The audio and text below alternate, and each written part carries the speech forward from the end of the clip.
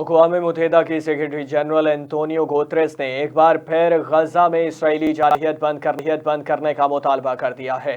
Press release में असीरों की रिहाई का मुतालबा करते हुए एंटोनियो गुतेरेस ने कहा कि कोई वजह भी शहरियों के कत्ल, जख्मी, अगवा या शहरियों के खिलाफ रॉकेट दागने का जवाब नहीं बन सकती।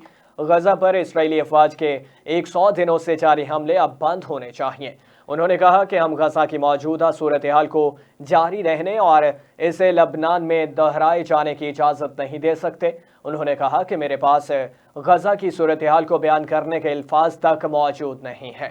मुझे गजा में बैनुल-अक़वामी इंसानी क़वानीन की खुलेआम खिलाफ वर्जियों पर गहरी तशवीश का लाहक है।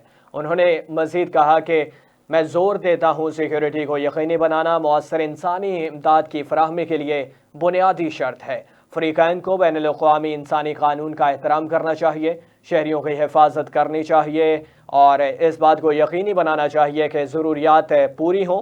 इस बात की निशानदही करते हुए वो इसराइल और लबनान के दरमियान ब्लू लाइन से तनाज़े पर गहरी तशवीश रखते हैं।